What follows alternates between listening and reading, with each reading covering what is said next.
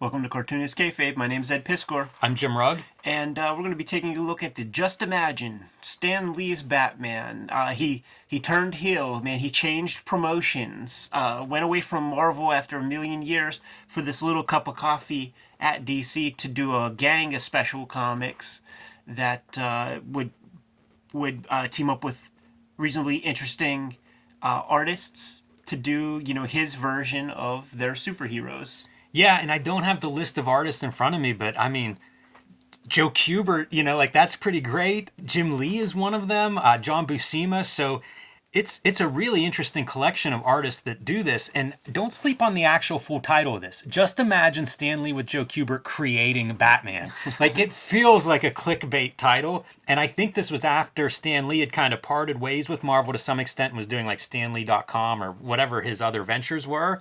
So you kind of see it like it's in that digital age, and I feel like that title reflects it. I just saw an interview with Jim Shooter with Chuck Rosansky at Mile High Comics, and he was talking about when he was coming into Marvel as editor, like Stan Lee was going to DC Comics and almost like put pen to paper on the contract before some deal was made where he was brought back like after Cadence bought it or something like that. So there was a chance he was going to go there like in the 70s. Makes sense. And talk about making the kayfabe wrestling connection. Like, doesn't it feel like a Hulk Hogan going to WCW or something? It's this huge name, probably past his creative height, but still a giant name to be under a DC banner. And 2001, I believe, is your publication date on this. This is about the time that Marvel is Joe Quesada taking over editor-in-chief, bringing in some interesting talent to Marvel. Guys like Richard Corbin, these big names that didn't necessarily have experience at Marvel. So everybody's trying to dig out of the 90s. And the pretty good gimmick here on the part, I think, of DC. This interior cover letter from Stan Lee, this Hey True Believers thing, I think of it as like a letter that he wants everybody who writes Fantastic Four to write about him, because it's like, this is just my interpretation. Like, I'm standing on the shoulders of giants, and I'm not trying to disrespect them at all. I really feel like it's like him projecting what he wants Marv Wolfman to say when he hops on to Fantastic Four or something. I'm very curious if somebody was co-writing these with Stan, if somebody Ghost wrote them, any of that stuff, because there's a lot of writing in this issue. Yes, yeah, for sure. And speaking from experience, at the very least, man, to get a Stan Lee quote on the back of your cover or like an intro, I think this one book had an intro. He doesn't write it. You write it in your Stan Leeism, and you send it to him.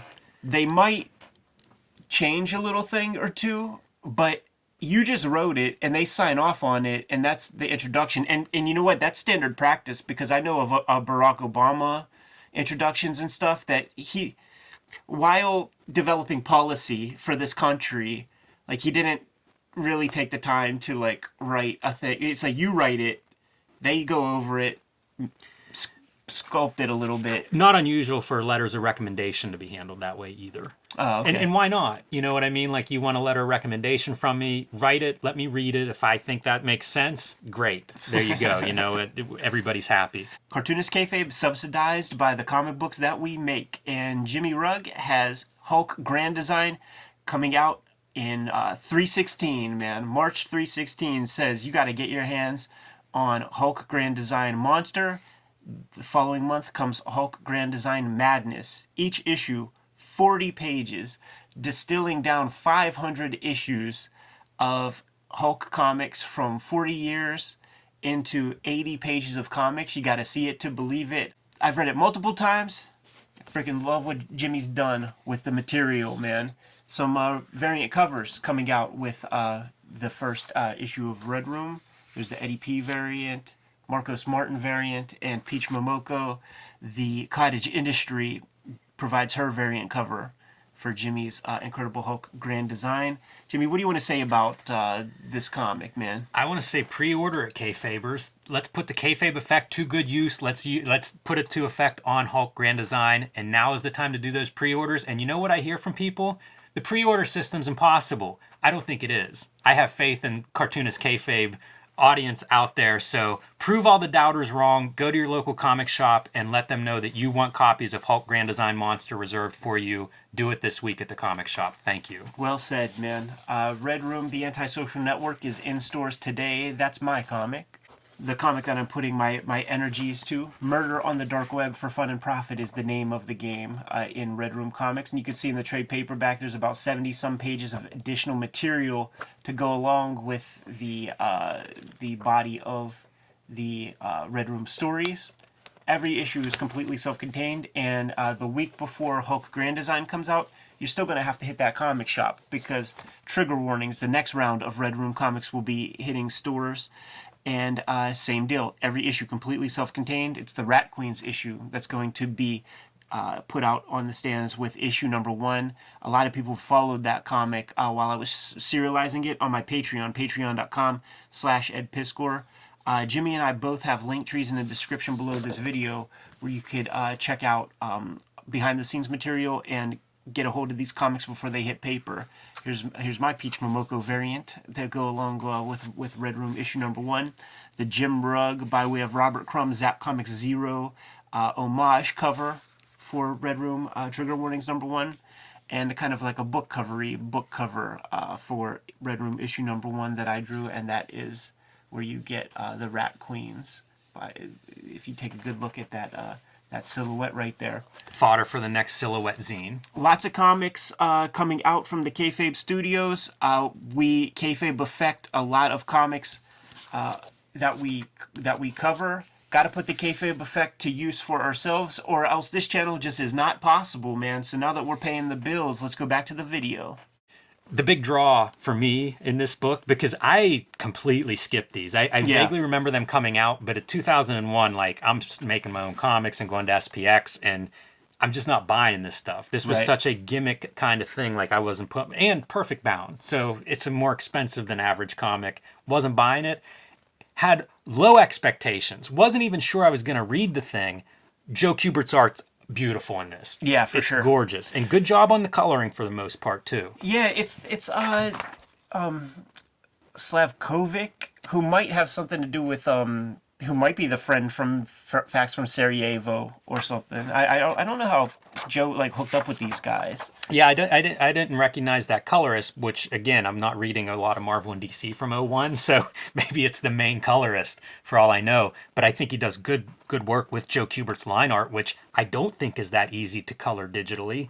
So, kudos to him for really complimenting the artwork, I think. Yeah, this is some pretty incredible Joe Kubert art, man, because, like, that line has so much humanity in it. It's hard to explain, and it's hard to articulate, but we're looking at a guy who's been drawing comics since he was 12 years old.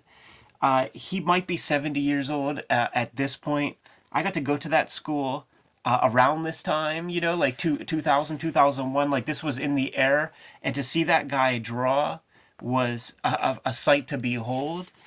And it's these very expressive ink lines to communicate the things that he wants. And there's no fuss or muss to it. I was going to say, it is so much less is more, but you never feel ripped off. But there's no over-rendering on anything. It's incredible to behold. Yeah, man. So our guy is not Bruce Wayne. It's Wayne Williams. He lives. He's a kid from the city. Buried his dad, who I think was a cop. Yep. On page 1. So there's your tangential pieces. This reads like an issue 1 of a comic. The character very much Peter Parker-ish in many ways. He's got to take care of his mom. He's got responsibilities. He likes a girl who happens to be a bad guy's dame. He's not respected by his boss. It's not J. Jonah Jameson though, man. It's just a dude working at the local bodega.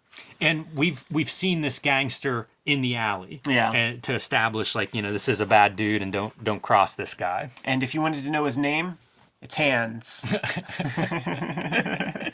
Should have been gloves. They're such well-drawn gloves.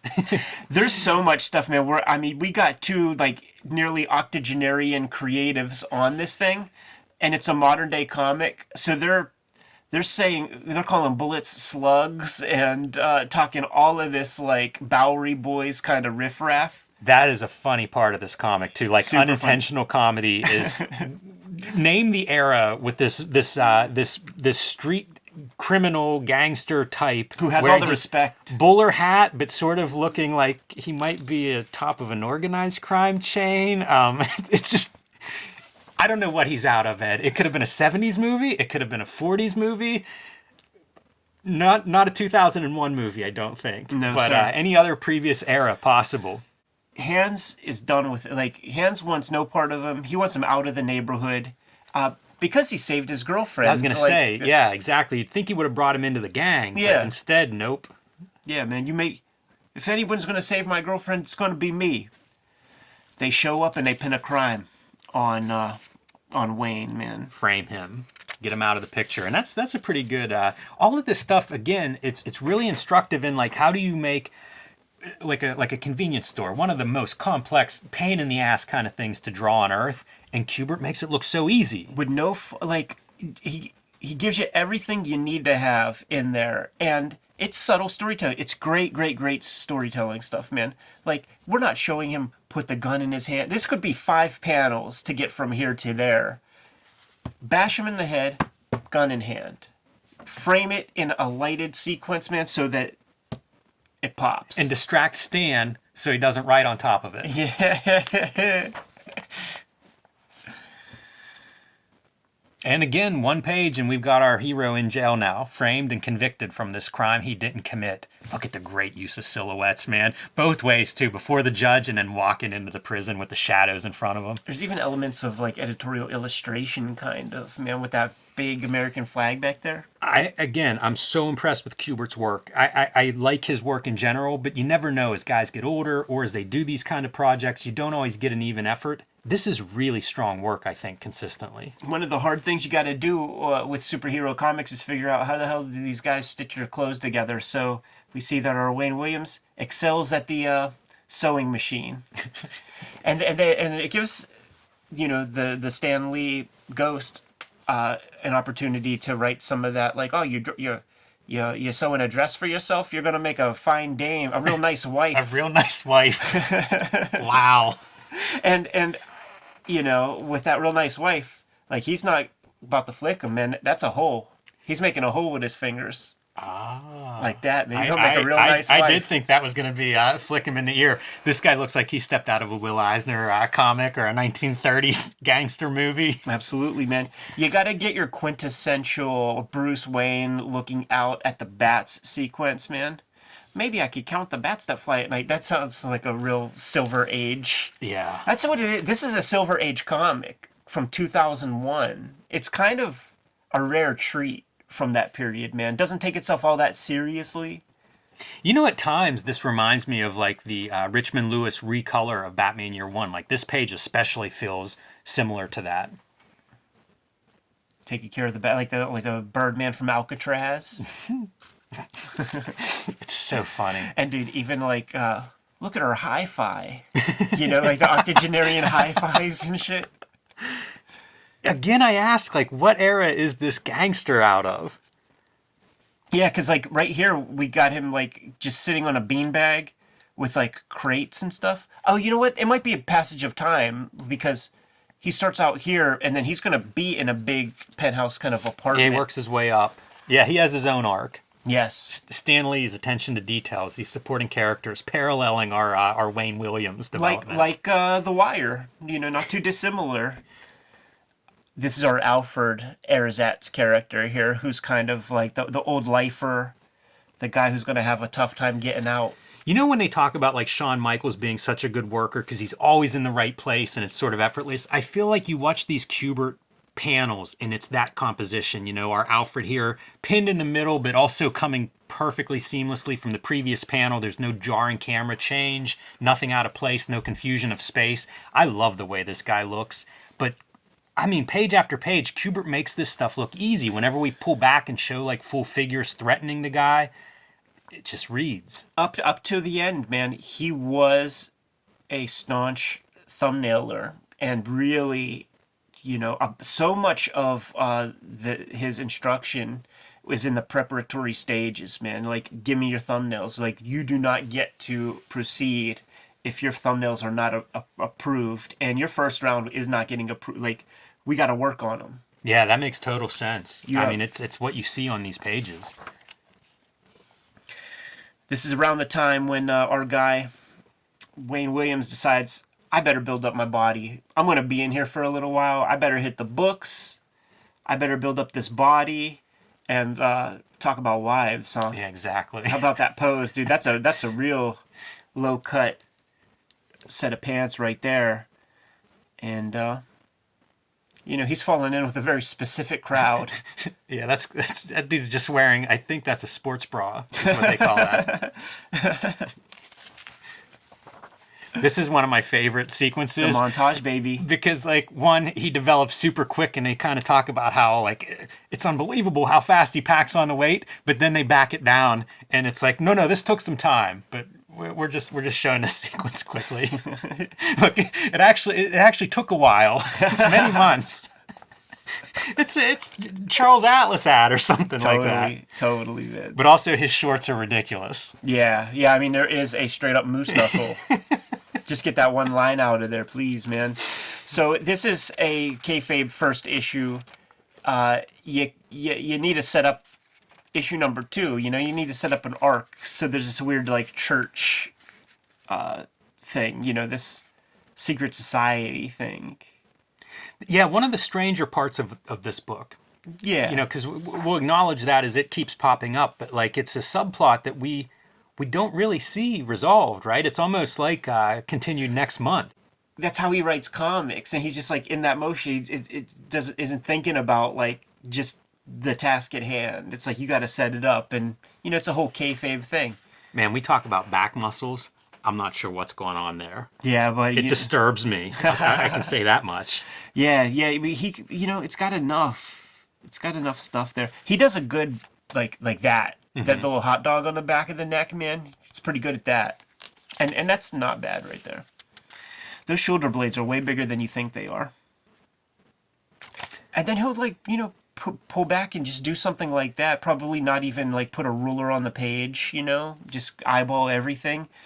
It's an effective shot, and he's used it several times in this issue, which once you get that as part of the vocabulary, not like you don't even bat an eye. It's just reading. And it looks like it could have been blown up from the thumbnails. It's just really like this bird's eye view. And what we've got is one of those cult leaders, they've rigged up like basically a prison riot. Yeah. And that's where our Wayne Williams is going to break with the prisoners because they want to, kill the warden or whatever, and it's like, nah, I can't let that happen. Hey, his dad was a policeman after all. Yeah, and he's going to get out, man. He's going to get out on good behavior after that stuff. Got himself a pardon. And here's our guy, Hans, moved up in the world. Gets to live up there. But Wayne, he has to live down in the slums.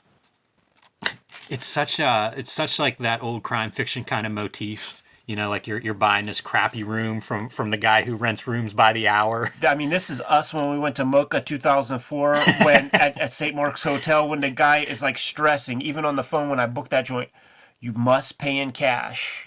You remember that. Like, bring dollar bills to pay us. Yes. And then we go there like, you have cash, right? Yeah, and fair to point out, as you say, at 2004, it's years after this comic, so maybe we're the ones that are wrong, and this is perfectly in touch. I'm telling you, man.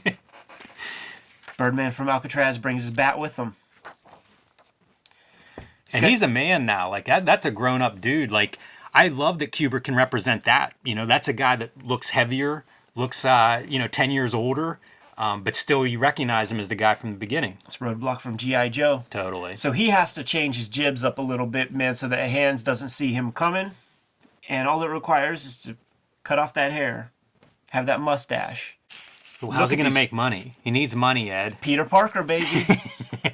It's still Peter Parker. And according to the announcer, these guys make a pile of dough. A lot of shit talk on professional wrestling in this little 8-panel sequence here. Dude, speaking of Batman Year One, I mean, this is Mazzucchelli like Marks, right? That Joe Kubert inking, man, like, how do you get to be like that? Now this dude he was always practicing, like even just the filigree. There are those elements of what we call dumb line, and we attribute to Mazzucchelli. But I mean, there are those elements where it's just like, that's a gesture, you know, like this is a dark spot. I don't care about it being feathered at the end or thin, thick, thin or whatever. I love this stuff. Before I knew what it was called, like it spoke to me. Yeah. Yeah, it all feels right, man. Mm-hmm. Did you ever hear Joe Kubert talk about finishing in art? Like you mentioned, he emphasized, you know, your layouts and get the layouts right, which makes total sense to me. And I kind of feel like if you get that right, you can finish this stuff a dozen ways and it'll work. I think the modus operandi is like you do all the stuff in the prep stage and you set it all up, man, and you get that shit done on time. Yeah, like whatever it takes, man. But you gotta get it bulletproof in the thumbnail rough stage, and then just get the shit done whenever you say you're going to. The lighting on this suit is really well done, man, and it's like, that's a guy who understands how the figure works. It's such a bizarre design because weak. Obviously we know Batman, you know, and I mean Joe Kubert, Stan Lee, you know, these guys know Batman, so you're dealing with sort of a legacy there, and you want it to look different, but you also know what works. Yeah. It's kind of a tough draw. Real boring. Yeah. Real super boring looking. But then also, Joe's no fool, man, and he's not going to create something that DC's going to get to keep. Love it whenever he breaks the horizontals and verticals to do some action in there. Even though he does create that Avatar Last Airbender right there. He invents that. Is that a Warner Brothers property? I don't know the answer to that. And the Batman becomes a publicity maven. Has his own cereals, vitamins, gets to go on Johnny Carson. Our third house, I think, that we've seen like on a cliff. Sometimes it's a cult church, sometimes it's prison. Looks like Man-Bat. It really does, man. And you know, the cool thing about this, you get very precious little Joe Kubert superhero comics. Mm-hmm. So let's indulge in that for a little bit, man. Interesting way to communicate the city lights up there on the hills, man. Doing it all with line rather than using very much white media, which is how like Otomo would do it, or like Paul Pope would do it. Those guys, they just fill in black and then just cut it in with a bunch of white lines and perspective. Again, shades to me of Batman Year One. And I love these things. I love these overlaps because, I mean, obviously Joe Kubert's Joe Kubert. You know, like if these guys are arriving at a similar place, it's from different starting points, and it's almost revealing. Like you figure out what some of these top artists have in common and put it in your work because they've obviously come to it from an honest place. Batman's a kind of a dick, man, because Alfred hasn't been messing with anybody really, and he's gonna just like jump down through his moonroof. You know? Yeah, what's the repair bill on that? That's expensive glass. Exactly. And also, you might cut the poor bastard. You need him to do work for you. You might give him a heart attack. It's Pretty a giant bat. Like part of your deal is scaring people, so careful. So he needs somebody to, you know, upgrade his gimmicks, man. And what are some of the bat gimmicks? They see in the dark. Look at that tongue. You could have left that out, right? Like what is that? Radar. The motivation for the whole bat side of this is a paycheck. Yeah. Stanley, like some of these things, like at this stage, what he's hiring this genius to help him do, the bat's not useful at this point. Right. Sonar at night, like no, thank you. Here goes Hans Crib. Man, this woman has been with him through all of this, and I don't know what it is. 10 years maybe we've seen in this comic pass, and she's still not sure she wants to marry him. Right, still staying with the guy. Obviously likes him. Well, you know, he's making with the dough. You know, he's able to give this girl a time. And you think some dude that works at Haagen-Dazs is going to be able to show her a night on the town like this dude? Yeah. It's his sugar daddy. She's just stringing him along, man. But invested low. Invested when he was just from the neighborhood. Yeah. Great figures, man. Like, Definitely. When you see that full body, it's like, man, can we get 5 million pages of Joe Kubert superhero comics? You know, and I'll say it again, what this comic really does is make me want to look at some of the other books from the series. Yeah, Because yeah. this is so much better than whatever I expected. And the story's hokey and funny and what it is. But still, just for like looking at some interesting comic art, way better than whatever I was hoping for. For sure, man. And this is the only one I have on the strength of the Joe Kubert aspect, man, because we got a little tease with his superhero works on Batman Black and White, which came out like a little bit before this, came out before I went to the school. And then this is the stuff he was working on when I was out there. Got to dispatch hands, man, and he's taking a half gainer off the top. Great image right there. And our girl has to remind him that you're supposed to be a nice guy, like you can't be killing people. So he's got to change his ways. Yeah, you wonder about the motivation there for, again, a character that you're sort of faux creating in this instance, but also the fight with hands is really underwhelming. Yeah, If you're going to criticize a superhero comic and one that features wrestling, like you really don't deliver a good fight. running low on that page count, man. Yeah, I suppose. Got to sow the seeds for issue number 2 with our RKO Studios fucking cult guys. What the hell is this? And then let's just end it off with a little Michael Kaluta for the hell of it, huh? Yeah, mostly wordless Michael Kaluta strip. Yeah, man. And this is just about the publicity of the Batman. He's getting more popular, and people on the street, you're seeing people from every economic stratum and social class having some interaction with the Batman through media. How good is your comic whenever the backup is Kaluta? They got some ducats, dude. They got some money was invested. Yeah, really, really going for it. And again, you look at the list of talent involved in this whole line, and it's pretty impressive across the board. Yeah, man. Even Gene Colan is on that Wonder Woman too. So there it is, man. Just imagine Stan Lee with Joe Kubert creating Batman. A lot to say for Bill Finger and crew. That's the truth. I thought of that reading this This too. would be a whole lot of nothing, man. If this was the joint that came out, but I can't believe they used the word creating as part of this series. Stan Lee, man, he knows his wonder words. Good to go? I am. Kayfabers, like, follow, subscribe to the YouTube channel, hit the bell. We'll notify you when new vids are available. Jimmy, what's out there? Hulk Grand Design Monster coming to your comic shop March 16th, 3/16, but you need to pre-order that now if you want to make sure you can get the copy, and get the copy with the variant cover that you want. Let your local comic shop know which one you want, and let them know to pre-order that book, please and thank you. Let's put the Kayfabe effect to work on my latest book. So let those comic shop know this week whenever you go in.